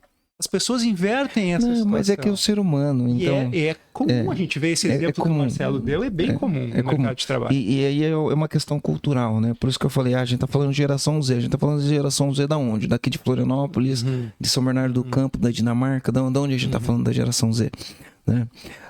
Eu vi outro dia um podcast, era um corte, tá? Era um corte de podcast. Eu não gosto muito de fazer análise sobre cortes, porque o corte perde o contexto, né? Mas é um corte engraçado, né? Mas foi assim, perguntaram pro Ronaldo Fenômeno. Falou, pô, Ronaldo, você quebrou o joelho, você teve duas lesões que, né? O maior caso de superação que a gente brasileiro viu em termos de jogador brasileiro, para mim foi o melhor jogador brasileiro que eu vi jogar, não mais craque. Okay. Diferente do... Para mim, o mais craque foi o Bruxo. Sim, total. Total. Sem discussão. Mas para mim, o melhor que eu vi foi o Ronaldo. Né? E o Ronaldo foi 3 vezes campeão mundial. Tem que diferenciar o que é melhor e o que é o mais craque, né? Enfim. E aí o cara perguntou, pô, cara, você mesmo tendo quebrado o joelho 3 vezes, cara. 2 vezes, né? Duas maneiras, dois joelhos. Você ainda foi 3 vezes o melhor do mundo, né? Pô, o Cristiano Ronaldo foi, sei lá, 5 vezes, né? O Messi foi 5 vezes, né? Se você não tivesse quebrado o joelho, você tinha sido mais que os caras. Aí o Ronaldo pegou e ele deu uma risada, ele falou, cara, eu acho que não. Ele falou, porque é o seguinte, eu me diverti 5 vezes mais do que eles se divertiram. o que eu pensa que tem ali um filtro no que eu tô falando, né? Porque essa é a cultura do brasileiro. O brasileiro quer diversão. Os caras não se divertiram, os caras focaram em ser o melhor e até melhor. E aí a cultura desses caras é, cara, eu sou o melhor do mundo, eu me dedico e eu sou imparável. Aí o cara pegou e falou assim, deu risada e falou, ixi, e o Ronaldinho Gaúcho, então, e o Bruxo? Aí ele falou, pô, o Bruxo é o aprendiz que superou o mestre. E aí começaram a dar risada. Começaram a dar risada. Então, você entende que é uma questão cultural? Total. Né? Então, é assim, é por isso que eu não gosto do rótulo, né? Então, às vezes você vai ver um jogador de alto nível, de alto desempenho, que, cara, craque, que tem o talento pra caramba, mas chega uma hora, por uma questão cultural, ele tem um tipo de comportamento, e esse tipo de comportamento pode atrapalhar. Não atrapalhar, né? Falar que atrapalhou a carreira do Ronaldo. Não tem como atrapalhar, né? Sabe que lá você poderia ter entregue mais. Né? Ele poderia ter entregue mais, né? Não tô fazendo nenhum tipo de julgamento, né? Porque mesma coisa o Bruxo, ele poderia ter entregue mais, mas o que ele fez foi incrível, foi foi algo maravilhoso, né? Mas, enfim, pessoas de outras culturas, eles... Mas o meu time ganhou em cima do Barcelona e do Ronaldinho. Mundial, Inter. Não, mas tem vários exemplos. Esse, principalmente de futebol, falando, me lembrei do Adriano Imperador também. Era um cara que tinha Era um craque também, muito. Era craque também. Então, de novo, trazendo, não querendo fechar, mas a parábola dos talentos, né? Por que eu tinha pouco talento foi tomado? Ele entregou pouco, né? Tinha os talentos na mão e acabou entregando pouco. E aí que é a nossa oportunidade. Em vez da gente olhar pro rótulo, a gente olhar pro talento. É isso. Cara, tem uma geração. Tem uma geração preguiçosa vindo, mas na minha geração tinha gente preguiçosa também. Sim. E os próximos vai ter também. Todas as gerações têm de tudo. A nossa geração tinha cara trabalhador e preguiçoso. Essa geração tem cara trabalhador e preguiçoso. A próxima vai ter cara trabalhador e preguiçoso. É como tu falou, é a gente conseguir enxergar isso em cada um deles e conseguir extrair, fazer com que os talentos deles se multipliquem embaixo do nosso guarda-chuva, entendeu? Acho que isso que é o principal da gente como gestor conseguir fazer. É isso que o líder tem que fazer. Ele tira o rótulo, entende que a geração é diferente, ele entende que ele também precisa se adaptar à geração. Porque assim, não adianta só o líder se adaptar à geração, a geração tem que se adaptar ao líder, se o líder for de geração diferente, né? Então, existe ali um processo de adaptação, né? Tanto do líder de uma geração com o liderado de outra geração, precisa ter uma adaptação, né? Mas o grande ponto aqui da liderança é a gente olhar quem são os talentos, né? O que move os talentos hoje, né? Estudar, os talentos de hoje, eles querem o quê? Querem propósito? Então, eu não vou ficar falando, esse negócio de propósito é besteira. Não, cara, vamos entender o que é, vamos estudar o que realmente é propósito, como isso se traduz no dia a dia, o que eu faço para mostrar isso no dia a dia, né? Então, o olhar tem gente incrível nessa geração. E a gente pode olhar o copo meio cheio ou o copo meio vazio. E eu quero olhar, tudo bem que no dia a dia, às vezes a gente vive, porque tem uma coisa que a gente fala, tem outra coisa que a gente faz. Às vezes no dia a dia, principalmente num Brasil conturbado, de guerras de narrativas, de um país dividido, em vez de estar um país unido em torno de um objetivo como país, a gente está desunido, né? Eu não sei porquê, né? Então a gente tá sempre nesse negócio, né? Aí, para mim, isso é outra, né? É esquerda contra a direita, né? Agora é geração X contra a geração Y, né?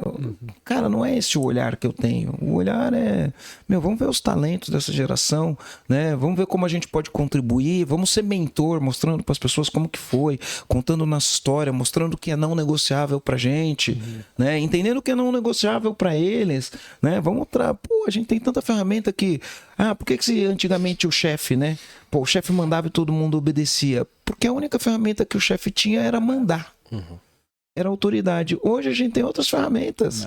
Vamos se adaptar às outras ferramentas. Quais são as ferramentas que eu tenho?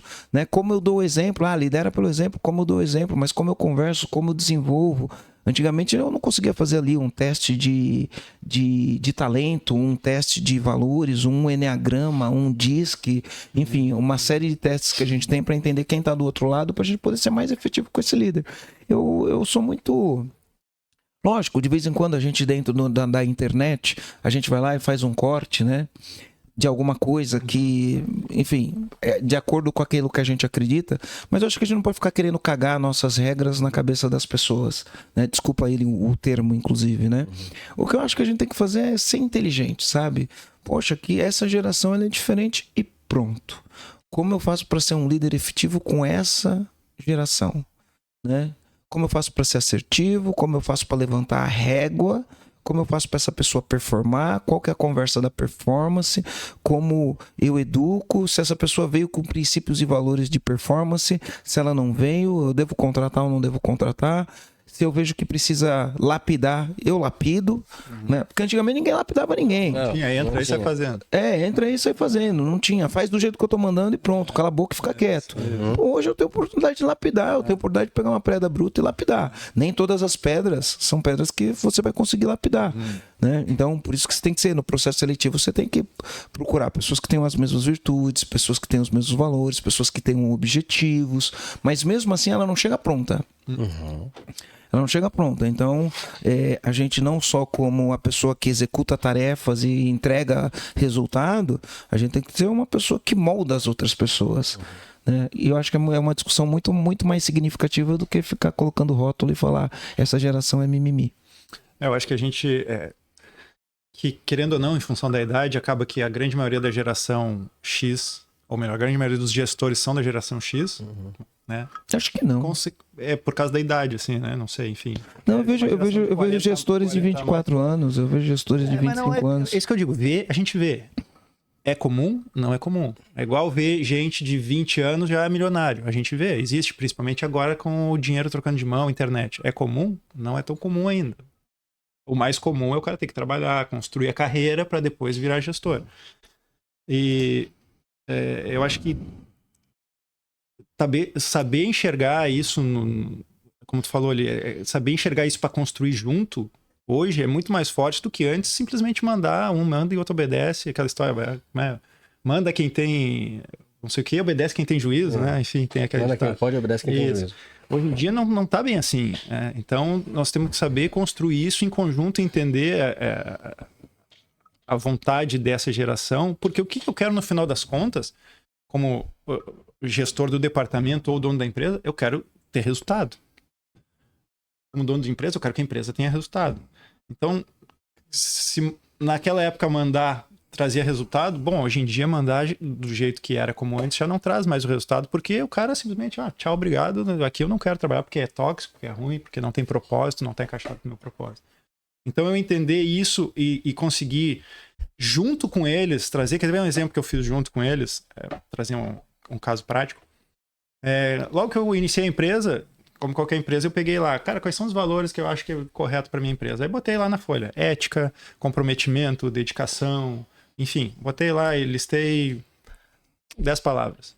E deixei e botei na parede, bonitinha, como tem na empresa lá, bonitinho. Enfim, passaram-se alguns anos, eu fui lendo alguns livros, fui entendendo melhor o que era valor, o que era propósito, o que era... enfim, visão, valores, propósito. Eu vi que, cara, se eu tirar essa placa que está aqui na minha parede e botar em qualquer outra empresa aqui do prédio, é praticamente a mesma coisa, porque todo mundo, a princípio, quer ética, quer comprometimento, quer dedicação. Então, isso não são exatamente os valores da minha empresa, é uma coisa muito mais ampla. E depois de ler esses livros, principalmente o livro dos Apos, aquele do Satisfação Garantida. Satisfação Garantida. Eu li esse livro quando não tinha ele em português ainda. Eu li ele em inglês, Delivering Happiness. E olha que interessante, o nome do livro em inglês é Entregando Felicidade. No Brasil traduziram como Satisfação Garantida. E eu conheci o Tony Hsieh, cara. Ah, sério? Antes dele morrer. Que lástima, Foi uma lástima. Até hoje foi mais explicado aquilo, né? Mas enfim. Um incêndio, né? Esquisito. E os livros do Simon Sinek também, que falam. E eu me identifiquei muito com as ideias de valores que eles tinham, colocavam na empresa dele. Eu falei, cara, só um pouquinho. Tem muito mais coisa aqui de valor interessante que eu me identifico e quero que a minha empresa tenha. Chamei toda a equipe, então aí voltando agora que eu estava falando no início, juntei toda a equipe que eu tinha na época. Separei os capítulos mais interessantes de todos os livros e falei, vocês têm aí 15 dias para ler esses capítulos, depois nós vamos discutir. Eles leram os capítulos, sentamos, discutimos, e aí agora eu quero que vocês, depois de ler isso aí e vivenciar o que a gente vivencia aqui dentro todo dia, quais são os valores que vocês acham que a nossa empresa vive de fato? E aí começaram a listar no quadro lá, listaram ali uns 30. Desses 30 a gente compilou 10 valores, que são os que eu tenho hoje, e não em palavras, mas em frases conforme a nossa vivência. Então não foi uma placa que as pessoas entram, leem e da placa para a empresa. Foi da alma da empresa se tornou uma placa. Então isso realmente se tornou os valores nossos de todos os dias. E são esses valores que a gente vivencia até hoje. E cada vez que tem um novo entrante, ou seja, aliás, toda semana, depois da cumbuca, ou antes da cumbuca, eles discutem um valor. Por quê? Porque os que já estavam firmar e para os novos entrantes ir pegando e assimilando. Então essa foi uma das estratégias que eu criei para criar essa sinergia entre as escalas da empresa, os escalões, para ter mais a questão de... Aí eles entendem, cara, esses são os valores, cara, isso aqui tem mais a ver com o meu propósito, tem mais a ver com o meu jeitão, me identifiquei melhor, é a empresa realmente que eu quero seguir. Então eu acho que esse tipo de ação ou de situação, hoje, segura ou retém muito mais talentos do que a geração anterior, como eu falei, tá aqui esse número aqui, tu quer, não quer, tchau, entendeu? São situações como essa são participativos juntos, né? que faz a empresa como um todo viver uma coisa só, entendeu? Ter uma alma só, ter um sentido só, ter um caminho só, o mesmo caminho. É um conjunto de fatores e não tem fórmula mágica, né? Eu tenho uma frase que eu falo assim, cara, se eu tivesse a fórmula mágica da contratação, eu seria bilionário com B de bola. Com Nobel. Né? Nobel ainda. Não tem fórmula mágica nem para contratação, nem fórmula mágica de retenção. Não existe fórmula mágica, mas existem mecanismos.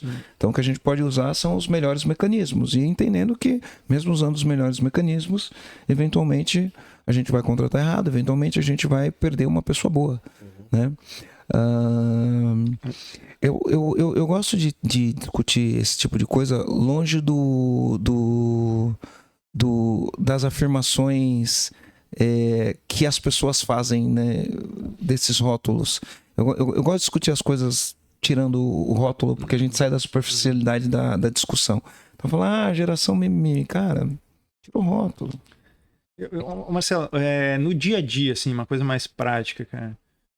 Quais são as práticas, talvez, que vão ajudar a reter melhor os bons talentos, ou principalmente essa geração Z, esses talentos de geração Z? Quais são, talvez, as práticas que a gente pode usar no dia a dia que vão ajudar a reter mais o talento dessa faixa etária? Nova geração. Então, vamos lá. A gente precisa deixar algumas coisas um pouco claras, porque talvez não sejam tão óbvias, né? Então, às vezes, uma vez perguntaram assim pra mim, Marcelo, o que eu preciso para ter um time de alta performance? Aí eu falo pra ele, fala pra mim o tamanho da tua ambição. Porque dependendo do tamanho da tua ambição, você não precisa de um time de alta performance. Ah, não, cara, eu quero só pagar minhas contas no fim do mês, sobrar um dinheirinho pra ir no bar, comprar o carrinho, trocar de carro todo ano, ter uma casinha ali legalzinha pra mim. Essa é a minha ambição. Não, então você nem precisa de um time de alta performance. Isso aí. Por que você quer um time de alta performance? Não precisa de uma Ferrari pra correr a Copa Corsa. Não, isso. Né? Me fala qual é o tamanho da tua ambição, né? E aí, de acordo com o tamanho da tua ambição, a gente vai entender qual é o time que você vai querer ter. Perfeito. Né? É muito importante a pessoa entender porque na construção dos valores ou do juízo moral do que é certo do que é errado, uma pessoa ambiciosa parece ser um negócio ruim. Não é um negócio ruim. São as pessoas ambiciosas que movem o mundo. São as pessoas ambiciosas que fazem com que um foguete consiga lançar um satélite para o espaço e a gente consegue ter um celular e consegue falar com outra pessoa olhando na câmera. Nada disso seria possível se não fosse por pessoas ambiciosas. Né? A pessoa que está ouvindo a gente hoje no celular, ela não estaria ouvindo a gente no celular hoje se não tivesse uma pessoa ambiciosa.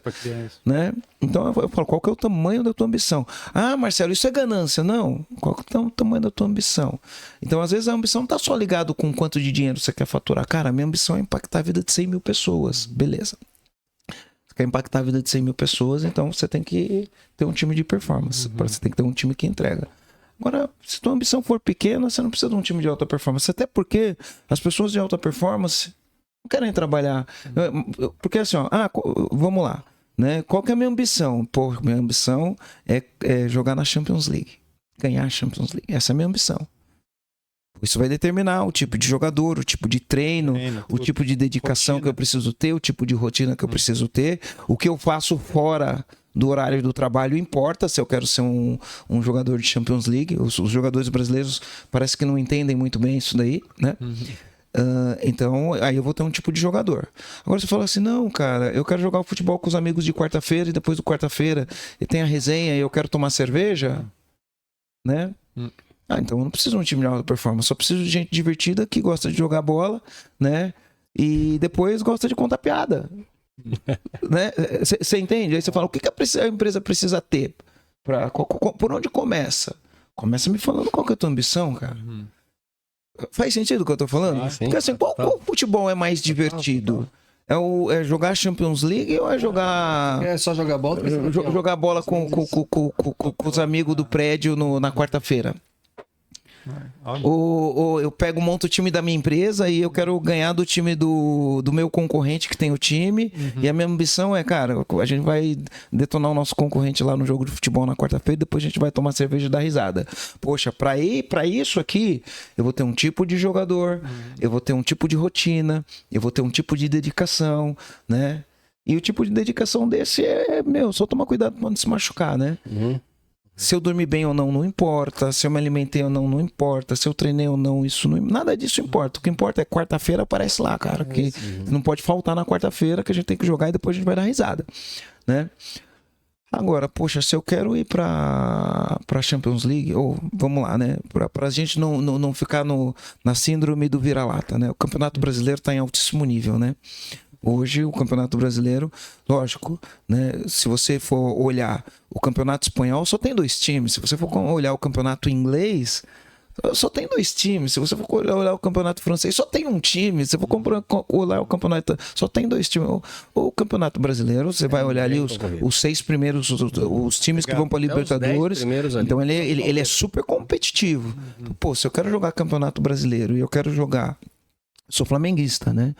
Enfim, você é Inter, né? Freguês, 3 derrotas em 2 jogos, tudo bem, em 3 jogos, né? 6 gols em 3 jogos, né? 6-1, enfim. Hoje mandaram o técnico lá. Mas, pô, se eu quero jogar num futebol de alto nível, e o futebol brasileiro é um futebol de alto nível, enfim, o comportamento importa, né? A maneira como encara o jogo importa. E aí você precisa educar. Olha só o que aconteceu no Flamengo. Cara, o Felipe Luiz foi lá, não relacionou o Pedro pro banco. Pedro é craque? Craque. Talvez a maneira como ele fez eu não faria, mas aí eu vou ficar julgando a maneira como ele fez. Pedro craque, não estava treinando igual os outros jogadores, estava exigindo, né, uma posição, porque ele é o craque, porque ele tem nome, porque não sei o quê. Felipe Luiz foi lá e falou, cara, nem pro banco você vai. Né? E o que aconteceu? Ficou aquele mal-estar, porque no desenvolvimento das capacidades do nosso colaborador, né, tirar da zona de conforto, muitas vezes, é colocar o cara numa posição que ele fica até chateado com você. Sim.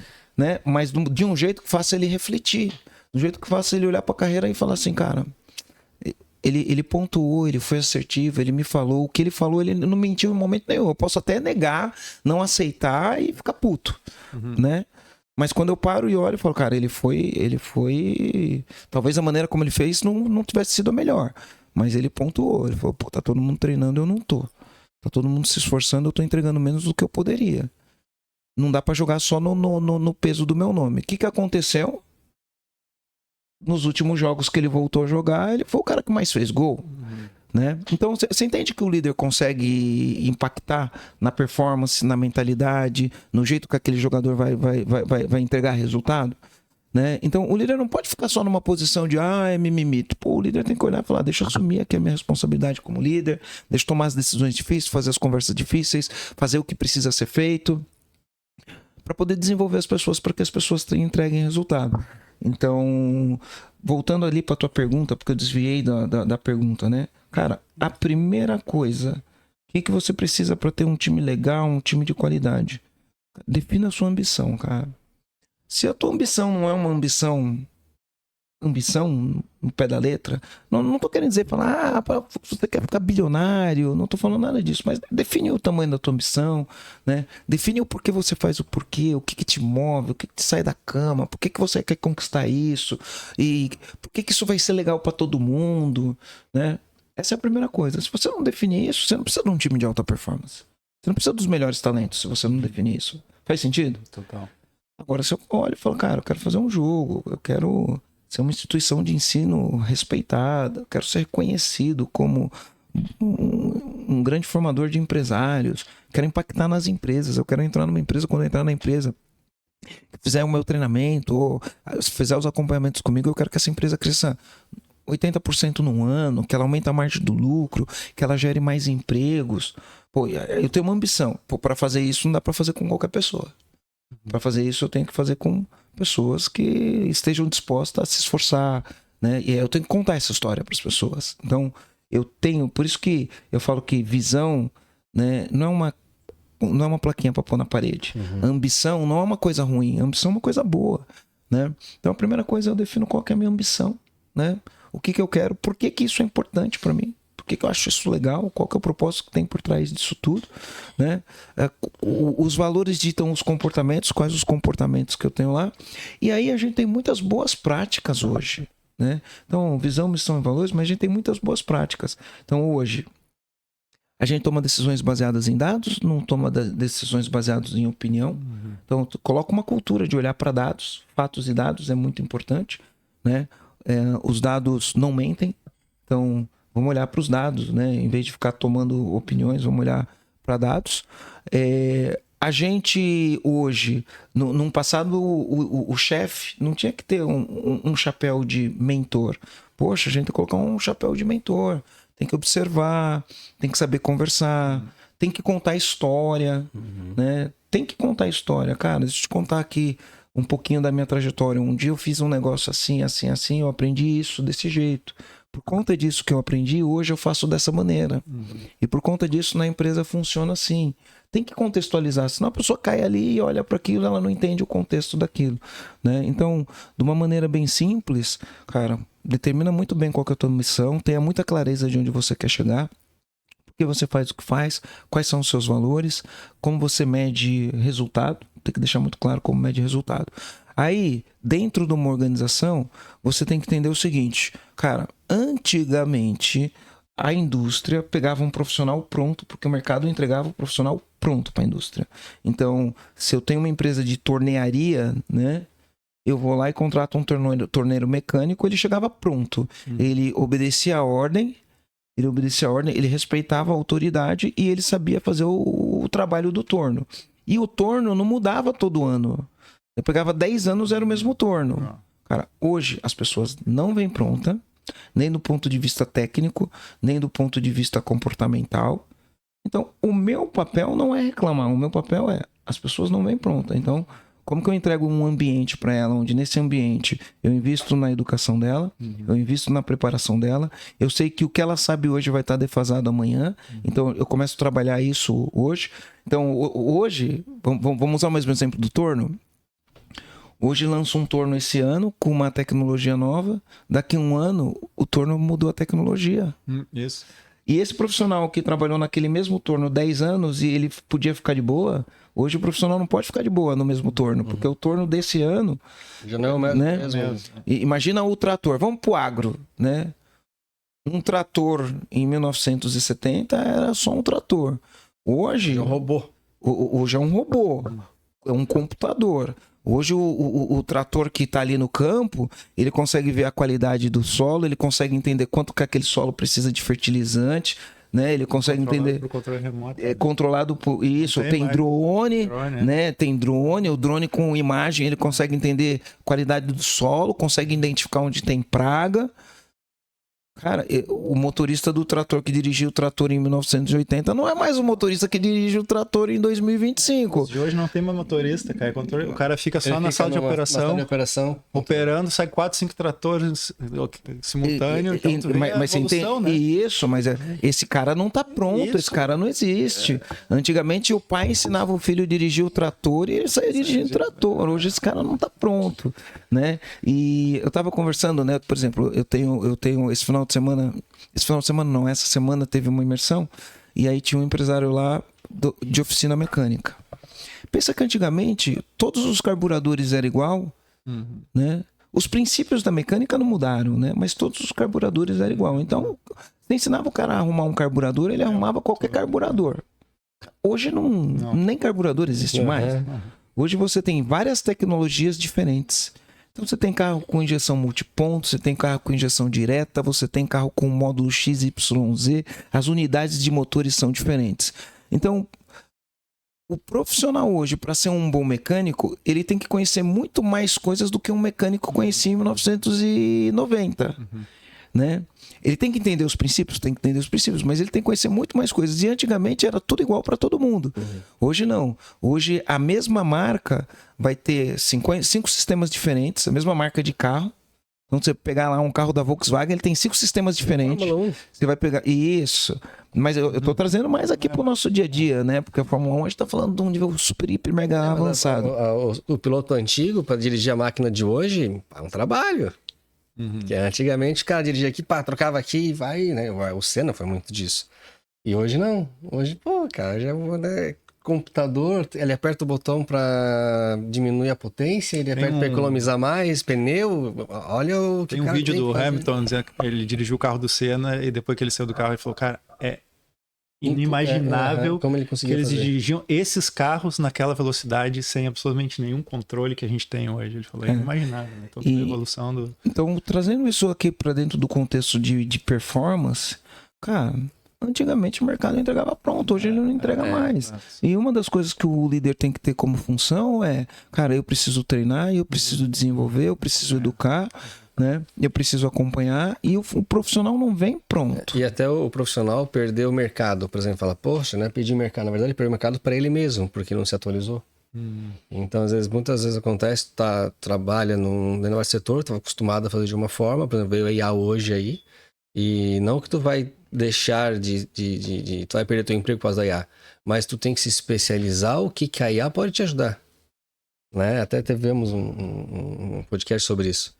E antigamente o pessoal falava assim, poxa, eu perdi o mercado para tecnologia, pô, a tecnologia tá ocupando o meu mercado. Mas você fez algo para que a tecnologia te ajudasse no teu trabalho? Não.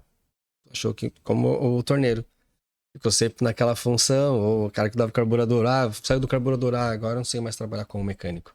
Se não se especializar, vai perder o mercado. É a mesma coisa, na minha opinião, é a mesma coisa que vem acontecendo hoje, né? Se tu atualiza no mercado que tá, se tu não se atualizar no mercado que tá, tu vai perder mercado, de fato. E a tecnologia muda muito rápido, né? Então, cada 3 meses. A gente tá num mundo cada vez mais complexo, né? Com a velocidade com que as coisas mudam. Então a gente tem que tá trabalhando cada vez mais essa capacidade de adaptação. E aí o que acontece? Aí eu acho que já não é um problema de empresa, é um problema de país, né? A gente tem um problema de mentalidade muito grande, né? O problema do país é um problema de mentalidade mesmo, de a gente olhar para os nossos jovens como país. Acho que a gente precisava olhar para os nossos jovens. Infelizmente a política é uma porcaria no nosso país. Olhar para os jovens e falar assim para os jovens: ei, vocês são o futuro desse país, né? E para esse país deixar de ser o país que é, se tornar um país seguro, um país melhor, um país que gera emprego, um país que gera oportunidade para as pessoas, a gente precisa que as pessoas estudem, né? Desenvolvam habilidades. A gente tem que trabalhar a mentalidade da população em relação ao que é o trabalho. E, infelizmente, o Brasil ele tem uma capacidade de olhar para as pessoas que fazem coisas legais e destruir aquilo, né? Então, é uma cultura de vira-lata do brasileiro, né? A gente não cria ídolos, né? Então o cara empreendeu, fez alguma coisa, ele é chamado de explorador, vilão. Ele virou vilão. A gente não criou essa cultura, né? A gente só tem isso pro esporte, né? A gente só tem isso... Verdade. É o retrato do Brasil. Totalmente. A gente só tem isso pro esporte. Então acho que tinha que começar a mudar a mentalidade das pessoas. Outro dia tinha um vídeo na internet que viralizou, um corte, né? Um corte que viralizou, que é a menina falando assim: eu fiz um negócio lá e o meu chefe falou que era para eu ensinar aquilo para outras pessoas. Eu não sou paga para ensinar isso para outras pessoas. Que e aí, isso, que triste ouvir isso. É triste, né? É triste. Quer dizer, porque quem ensina aprende 2 vezes, né? No final do dia é isso.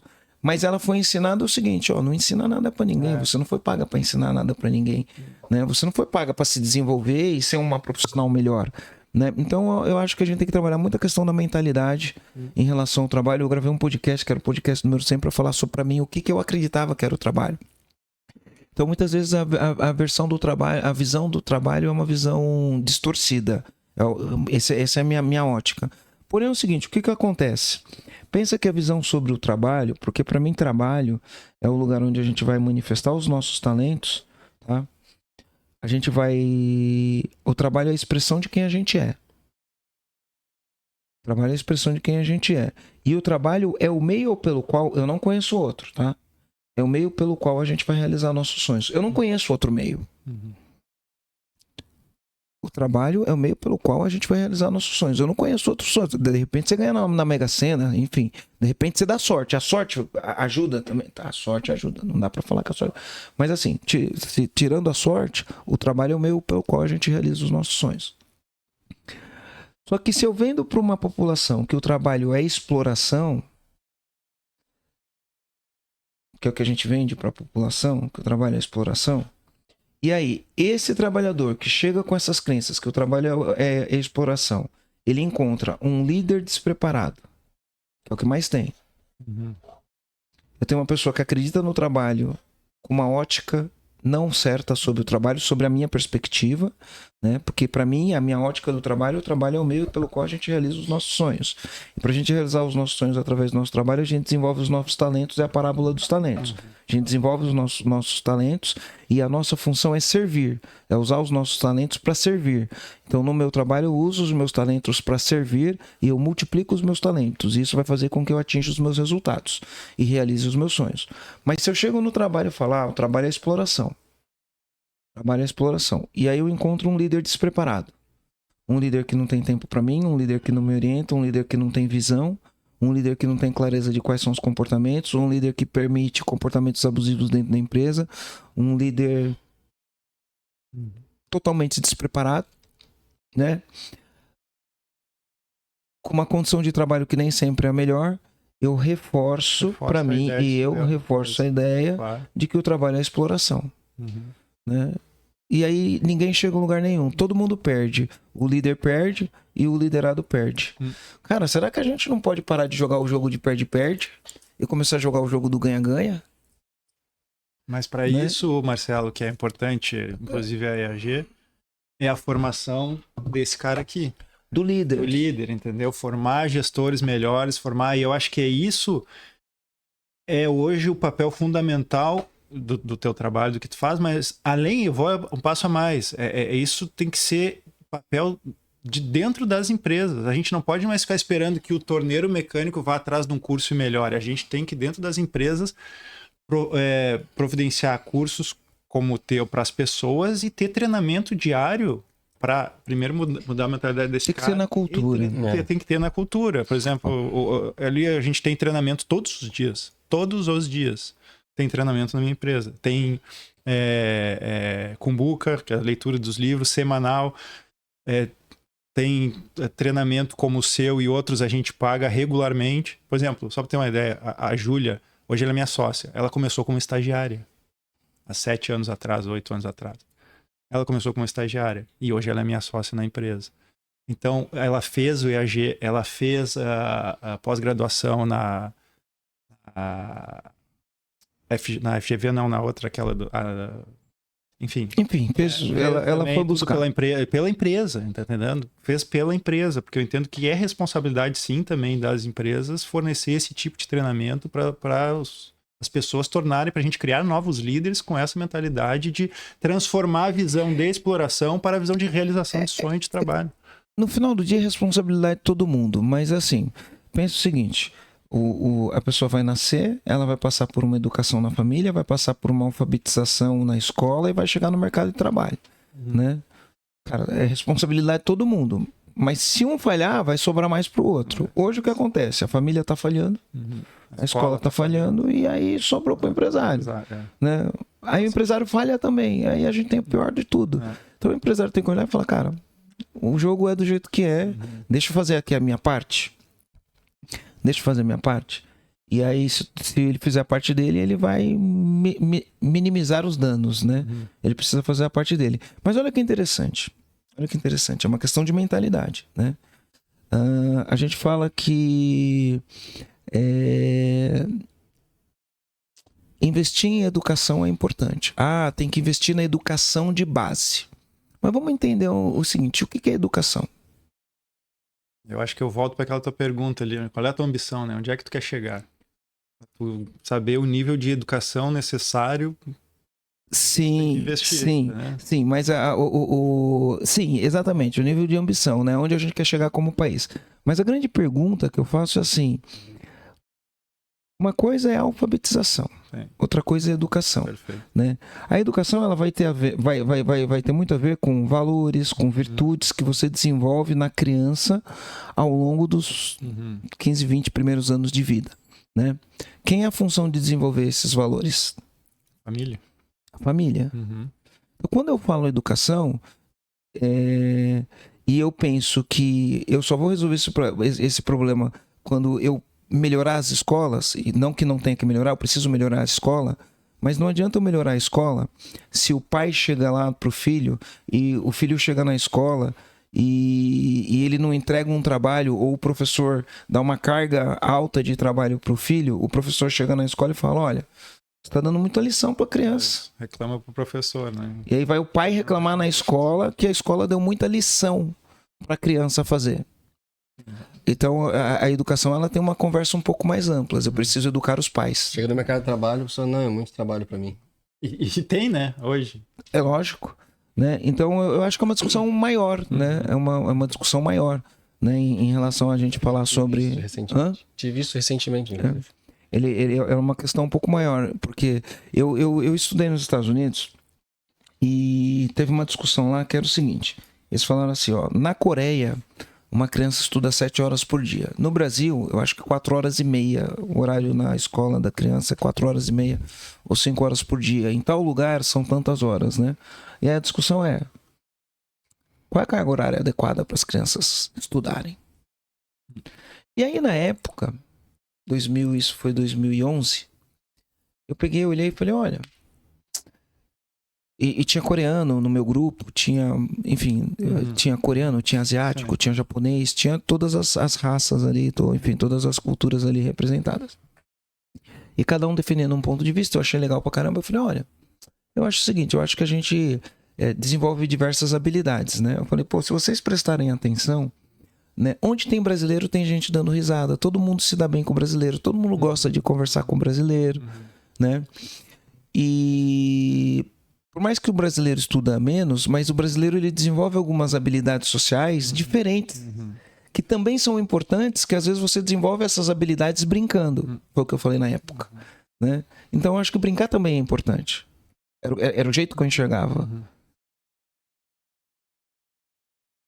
E hoje eu olho e falo assim, pô, se a gente quer ser um país que para de exportar matéria-prima, pra gente ser mais grande, pra gente ser um país maior, um país mais justo, um país com mais riqueza, a gente tem que parar de exportar matéria-prima e começar a exportar tecnologia. Qual que é o fundamento da tecnologia? Para mim, matemática. Então eu tenho que discutir isso, meu. Quantas horas de matemática é importante estudar? É isso que eu tenho que discutir, porque senão eu nunca vou produzir tecnologia. Né? Nunca vou produzir tecnologia, porque a base da tecnologia é a matemática. Então, eu acho que são as discussões que a gente começa a ter. Então, talvez aumentar a carga horária e dentro da carga horária ter mais matemática.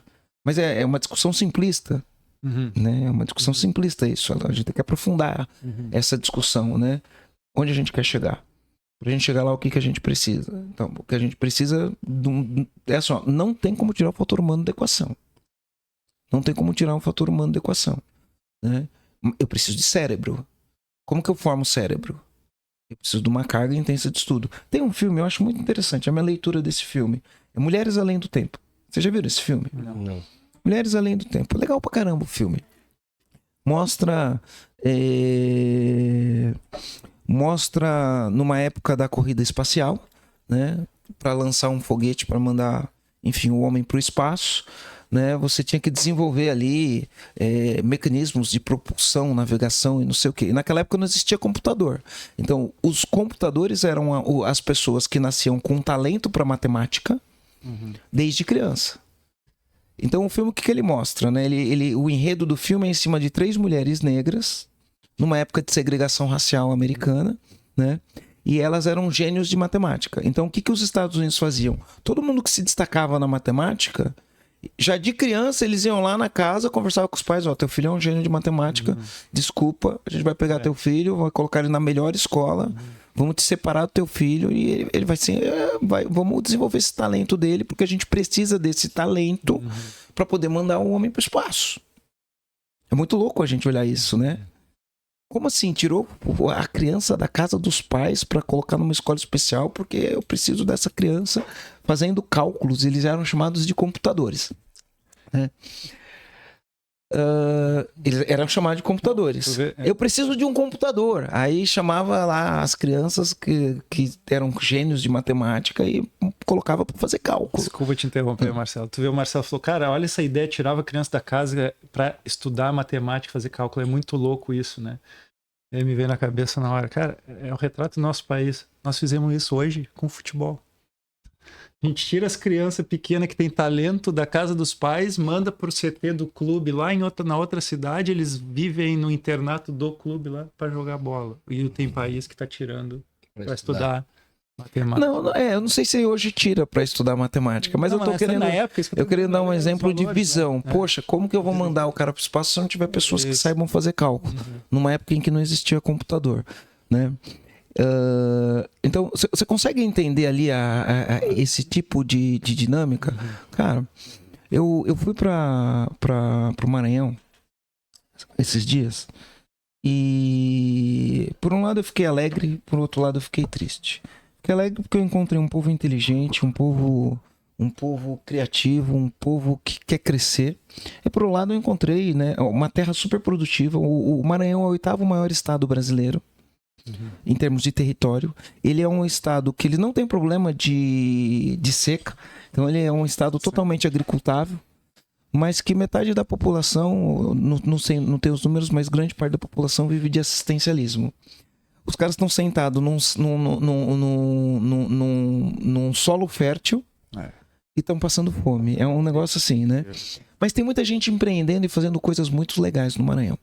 E aí, quando eu fui para lá, eu estudei um pouco. E aí no Maranhão a gente tem um negócio que chama base de Alcântara. No Maranhão. E eu comecei a estudar a base de Alcântara e eu entendi que é a posição no mundo onde tem a base de Alcântara. O que é a base de Alcântara? É um lugar onde você consegue lançar foguetes e satélites para o espaço. Né? É o lugar no mundo que tem uma vantagem competitiva com qualquer outro lugar do mundo. A economia de combustível, de tempo, lançando um satélite para o ar da base de Alcântara é de 30% a 40% menor, o custo é de 30% a 40% menor do que em qualquer lugar do mundo. É muita coisa. Aí sabe qual foi a pergunta que eu me fiz, eu estando lá e tendo feito essa pesquisa, escutando e vendo isso? Sabe qual foi a pergunta que eu me fiz? Né? Por que o ITA não é no Maranhão? O ITA é o Instituto de Tecnologia Aeronáutica, né? Que é em São José. São José, eu sou da ABC Paulista, São José dos Campos ali, próximo de São Paulo. Embraer, não é de lá também? Por causa do ITA, que é o Instituto de Tecnologia Aeroespacial, grandes empresas ou muitas empresas que desenvolvem tecnologia aeroespacial, como a Embraer, por exemplo, que faz avião, tá ali naquela região. E aquela região é uma região que tem muitos cérebros, gente produzindo tecnologia, e se tornou uma região muito rica, porque você precisa de cérebro para fazer riqueza. Você precisa de cérebro para fazer riqueza. E ali em torno daquilo ali se desenvolveu uma região muito próspera. Mas eles não têm a vantagem competitiva do Alcântara. Por que não é lá? Por que não é lá? Essa é a pergunta que eu faço. A gente tem que começar a fazer essas perguntas, né? Por que não é lá? Por que eu não ponho um ITA ali no Maranhão para levar as pessoas para lá? Por quê? Porque eu posso virar para o mundo e falar, cara, é muito mais barato lançar um foguete do Brasil. Vem lançar seus foguetes aqui no Brasil. Claro. Começa a fazer propaganda do Brasil. Claro. Vem lançar seus foguetes aqui no Brasil, pô. Claro, 40% mais barato, imagina. É 40% mais barato. Aqui a gente colocou um Instituto de Tecnologia Aeronáutica, aqui a gente forma os melhores profissionais. Vou importar cérebro dos outros cantos do mundo para vir para o Brasil, porque é tudo uma questão de ambição. Eu acho que nós estamos... De ambição, você entendeu? Falando do país, falando da política, nós acabamos... Não estou falando de política, não. Eu estou fugindo de falar de política. Eu estou falando mas eu trago a política para essa ideia. Por que a gente não faz? A resposta é que se a gente começar a fazer isso, nós vamos ter um país próspero. E se nós tivermos um país próspero, vai ter gente que está no poder que não vai mais estar. E, infelizmente, a gente fala abertamente tem um sistema forte por trás disso que comanda, que dá as caras. Aquela história do filme lá do O Sistema é Foda, parceiro. O sistema é foda. O sistema é foda. Entendeu? Então tem isso tudo. Mas você entende que a gente tem bastante potencial? Muito. Né? Marcelo, em função do meu trabalho, potencial. eu viajo bastante países. Eu viajei para mais de 40 países, já vi muita coisa. E uma das certezas que eu tenho do Brasil, é isso que tu falou, o Brasil tem tanto potencial, que o Brasil tem tudo e a gente não consegue fazer nada. Tem países que eu vi que não tinha absolutamente nada, eu tô falando de recursos naturais, nada, e os caras construíram tudo. Um exemplo claro que eu te dou é Dubai, não sei, provavelmente já deve ter tido lá ou não. Os caras só tinham areia. Areia, meu. Não, eles tinham petróleo, né? O Dubai nem tanto, né? Mas nem tanto. A Arábia Saudita que é o... Mas enfim, os caras tinham areia e construíram. Nós temos uma riqueza infinita aqui no Brasil, infinita. E a gente fica batendo cabeça para construir as coisas, para fazer, para acontecer. Aí volta para aquela pergunta, qual que é a nossa ambição? Total, com certeza. Qual que é a ambição? Volta para isso. E aí no final do dia isso vai impactar no mercado de trabalho. Como a gente não tem ambição, como a gente tem guerras de narrativas, como a gente tem rótulos para tudo é rótulo. Né? Então eu crio um rótulo para o empresário, ponho um rótulo nele de explorador, eu crio um rótulo para o funcionário, coloco um rótulo nele de geração mimimi, eu crio um rótulo para tudo, eu vou criando rótulos e vou perdendo oportunidades. É isso aí. Né? Eu vejo muito assim, o Marcelo está colocando para a gente, são bastantes dicas e situações, não só de geração Z para X ou de X para Z. São situações que a gente tem que trabalhar em cima de pessoas que estão trabalhando na nossa empresa, independente da geração que ela esteja. Muitos dos exemplos que tu deu, no final das contas, e principalmente falando dessa questão de rota, a gente está lidando com pessoas e a gente tem que hoje, mais do que nunca, mais do que qualquer outra geração, a gente tem que entender de como a mentalidade da pessoa que está trabalhando com você e não para você trabalha, como é a mentalidade dela que está trabalhando com você para vocês terem esse resultado junto, né?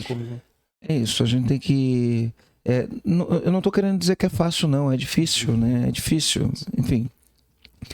Ninguém disse que ia ser fácil, né? O que eu estou querendo dizer é, poxa, vamos virar um olhar, né, para olhar e falar o que eu faço para tirar o máximo de proveito. E para eu tirar o máximo de proveito, não no sentido de eu me aproveitar dessa geração, né? Mas como eu posso tirar o máximo de resultado disso daí? E aí, quais são os mecanismos que a gente precisa ter? Como eu preciso entender essa geração? E eu sei que todas as gerações vão ter gente extraordinária, como vai ter gente que não é extraordinária. Perfeito. Né? E então no final do dia como que eu faço para descobrir os talentos, né? Como que eu faço para que esses talentos produzam resultado e como eu me adapto, né? Como eu faço o jogo ganha-ganha, né? Para não ser um jogo, não é fácil, tá? Não é fácil.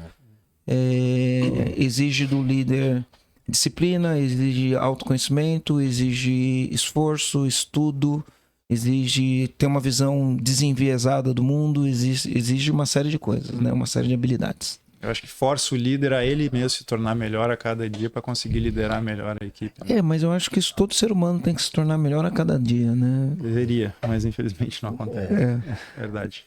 Bom, a gente já está indo pros finalmente, infelizmente, aí que o papo realmente eu gosto muito dessa conversa. A gente, às vezes, eu e o Rafa conversamos bastante sobre essa. A gente também, tanto eu, o Rafa, quanto na empresa dele, quanto na minha, a gente tem bastante também desse. Eu tenho muito. A nossa geração, também geração mais nova. Então, às vezes tem conflito como gestor de aonde levar cada um, né? E para finalizar, eu até botei aqui, eu queria o que você acredita hoje, né, Marcelo, que vai ser determinante para as contratações futuras hoje? O que tu acredita que vai ser determinante para o gestor, o líder, a empresa fazer uma seleção e contratar pessoas no futuro? Tu tem que conhecer mais de tecnologia, o que você acredita que seja melhor hoje, no futuro? Eu acho que a gente tem que olhar a contratação, a gente tem que olhar a integração e tem que olhar o acompanhamento como um todo, tá? Mas para contratação, a gente tem que procurar pessoas que tenham como característica, né, estratégias de aprendizagem, pessoas que queiram aprender. Nem todo mundo quer aprender. Então a gente tem que contratar pessoas que queiram aprender, pessoas que valorizem o aprendizado. Em 2020, foi feita uma previsão pelo Fórum Econômico Mundial que em 2025, já estamos em 2025, então, né, a previsão era que em 2025, do que poderia ser considerado mão de obra qualificada, 50% estaria defasado em 2025. Eles elegeram as top 15 habilidades que um profissional teria que desenvolver para ele continuar qualificado. E entre as top 3 habilidades, uma era pensamento crítico, a outra era estratégias de aprendizagem e aprendizagem ativa, e a terceira era, se eu não me engano, pensamento analítico, né? Então, o pensamento analítico é capacidade de lidar com dados, olhar dado, analisar dado, tomar decisões baseadas em dado. E, enfim, são habilidades que não são habilidades técnicas. As 3 são sempre habilidades, a gente chama de soft skills, né? Habilidades mais comportamentais que precisam ser desenvolvidas e não são tão objetivas assim, né? E aí, quando a gente pensa em estratégia de aprendizagem, a gente fala estratégia de aprendizagem e aprendizagem ativa. Então a pessoa tem que ter uma estratégia para poder aprender as coisas novas, porque as coisas estão vindo numa velocidade cada vez mais rápida. E as pessoas têm que aprender de maneira ativa. Então antigamente o que acontecia? Eu fazia 4 anos de faculdade, ou 5, ou 6, dependendo da faculdade. Eu fiz administração, era 4. Quem faz psicologia é 5, quem faz medicina é 6, quem faz engenharia é 5, advocacia é 5. Né? E aí a pessoa estudava 5 anos para depois começar a trabalhar. Isso não é aprendizagem ativa no final do dia, né? Então eu acredito que quando a gente questionar os modelos de aprendizagem, né, hoje a gente fala do aprendizado ao longo da vida, o tal do lifelong learning, né, aprendizado ao longo da vida, e estratégias de aprendizagem, eu tenho que aprender e aplicar, aprender e aplicar, aprender a aplicar, aprender a aplicar. Até porque o que eu aprendi esse ano, talvez ano que vem já esteja defasado, e eu não construí nem a base para o que vai vir no ano que vem.